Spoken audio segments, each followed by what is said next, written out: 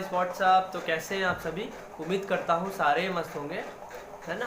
तो 2 दिन से मेरी तबीयत नहीं सही थी, तो इस वजह से मैं 2 दिन से वीडियो नहीं डाल पाया, और आज मैं आपके सामने लाया हूँ वीडियो। चलिए तो स्टार्ट करते हैं। आप सभी जानते होंगे कि द मैरिज जो होती है, यानी जो शादी होती, लगन होता है, वो 2 तरीके का होता है ना। आप सबने सुना होगा लव मैरिज, अरेंज मैरिज, लेकिन ऐसा बिल्कुल भी नहीं है।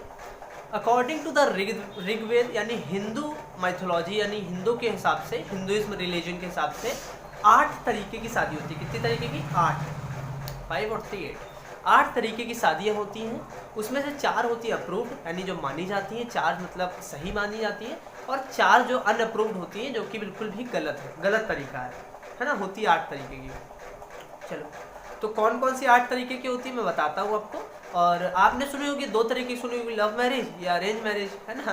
कोई प्यार करके शादी कर लेते हैं, या इस तरीके से रहता है अरेंज मैरिज, या कोई भाग भाग के निकल लेते हैं सब अपने रास्ते, ठीक है। तो आज मैं आपको 8 दिखाता हूँ, स्क्रीन पे देखिएगा। लिखा 8 types of marriage were there in Vedic period. तो कौन कौन सी? ब्रह्म विवाह होता है, देव विवाह, है ना, अर्श विवाह, और कौन सा? ब्रह्म विवाह, देव विवाह, अर्श विवाह, प्रजापात्य विवाह। तो अभी बताऊंगा मैं। गंधर्व विवाह, असुर विवाह, और राक्षस विवाह, और पैशाच विवाह। तो इसमें से 4 होती है अप्रूव्ड। कौन कौन सी देख सकते हैं आपके सामने, मैं लगा देता हूँ।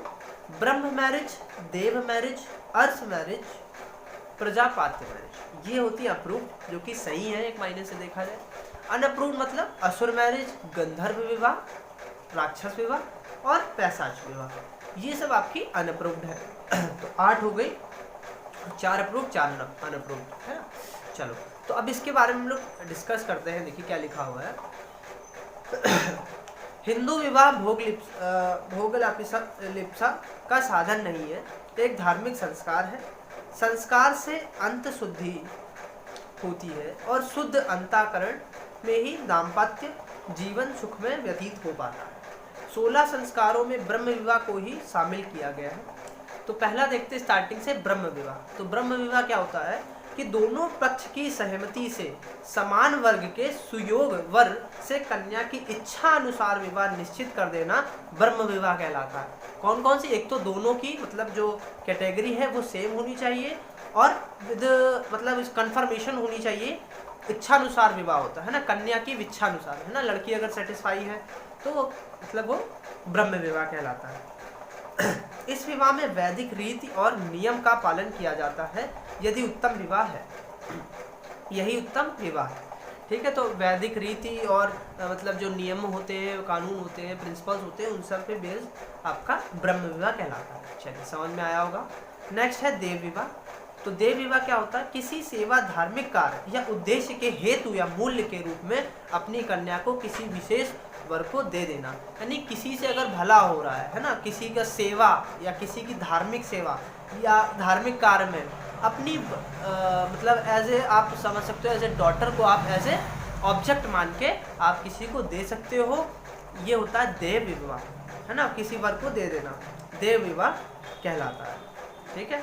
आगे देखिए, लिखा लेकिन इसमें कन्या की इच्छा की अनदेखी नहीं की जा सकती।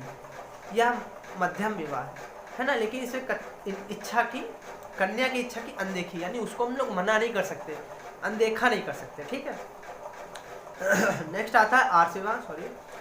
आर्ष विवाह क्या होता है? कन्या पक्ष वालों को कन्या का मूल देकर, सामान्यतः गौदान कर कन्या से विवाह कर लेना अर्ष विवाह कहलाता है। यह मध्यम विवाह है।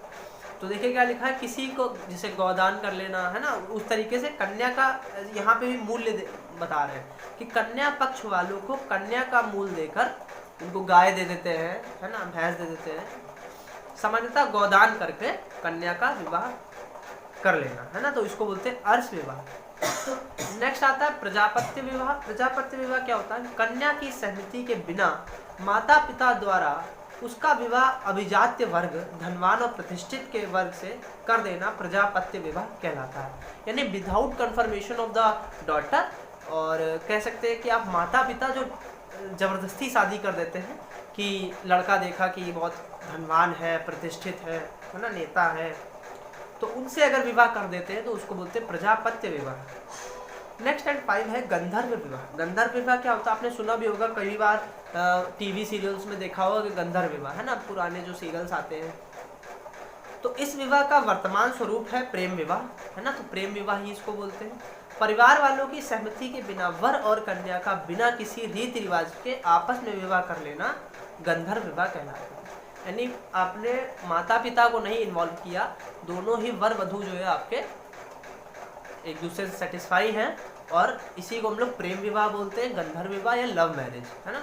वर्तमान में यह मात्र यौन आकर्षण या धन तृप्ति हेतु किया जाता है। यानी किसी की सुंदरता देख लेते हैं ना, लड़का लड़की की सुंदरता देख लेता है, लड़की लड़के की सुंदरता देख लेता है, या धन को देख के, है ना, धन को देख के या सुंदरता देख के आकर्षण हो जाता है, लेकिन इसका नाम प्रेम विवाह दे दिया जाता है। इसका नया स्वरूप लिव इन रिलेशनशिप भी माना जाता है ना। तो कुछ लोग होते हैं लिव इन रिलेशनशिप में रहते हैं, कुछ लोग होटल रिलेशनशिप में रहते हैं, तो बहुत सारे रिलेशनशिप होते हैं। चलो, गंधर्व विवाह के बाद आता है 6 असुर विवाह। असुर विवाह नाम ही बता रहा है, असुर कोई राक्षस होगा, है ना। कन्या को खरीद कर आर्थिक रूप से विवाह कर लेना असुर विवाह कहलाता है। यानी खरीद लिया, एज ए ऑब्जेक्ट आपने माना है, उसको खरीद कर शादी कर ली, है ना, उसमें पिक्चरों में दिखाते हैं। नेक्स्ट होता है राक्षस विवाह। राक्षस विवाह भी वही है कि कन्या की सहमति के बिना उसका अपहरण करके जबरदस्ती विवाह कर लेना राक्षस विवाह कहलाता है ना। तो ये भी टीवी सीरियल्स में देखा होगा कि लड़की को जबरदस्ती आपने पकड़ के, है ना, उसके साथ सेक्सुअल हैरेसमेंट करके, अपहरण करके जबरदस्ती विवाह कर लेना, ये होता है राक्षस विवाह। और नेक्स्ट होता है पैशाच विवाह, लास्ट। तो कन्या की मदहोशी, गहन निद्रा, मानसिक दुर्बलता आदि का लाभ उठाकर उसे शारीरिक संबंध बना लेना और उससे विवाह करना पैशाच विवाह कहलाता है। अच्छा, राक्षस विवाह में ये था कि आप कन्या की सहमति के बिना उसका अपहरण कर रहे हैं और जबरदस्ती विवाह कर लेना, लेकिन इसमें क्या है, मदहोशी, है ना, इस तरीके से मतलब बेहोश है या गहन निद्रा में है, उसका फायदा उठाना, और इस तरीके का विवाह को पैशाच विवाह कहते हैं। तो ये हो गए आपके 8 types of marriages in Hinduism, है ना। वैदिक ये उसमें ऋग्वेद में दिया है ना, तो ये उसको मैं बताऊं, ऋग्वेद में दिया हुआ है आपका, है ना। और जानकर कैसा लगा जरूर बताइएगा, है ना। अभी तक आपने 2 रिलेशनशिप सुने होंगे 2 मैरिज सुनी होंगी, लव मैरिज, अरेंज मैरिज।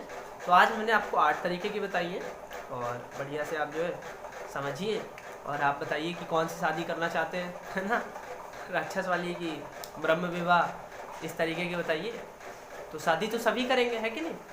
तो उसमें सेलेक्ट कर लीजिए, 8 ऑप्शन है आपके पास, और 8 में से आपको एक सेलेक्ट करना है, ठीक है। चलिए, तो कैसी लगी वीडियो जानकर, है ना, अच्छा लगा होगा। चलिए, ऐसे ही मैं वीडियो लाता रहूँगा, तब तक के लिए आप क्या करें, नॉलेज को इंक्रीज़ करते रहें, पढ़ाई करते रहें। Okay, bye bye, best of luck.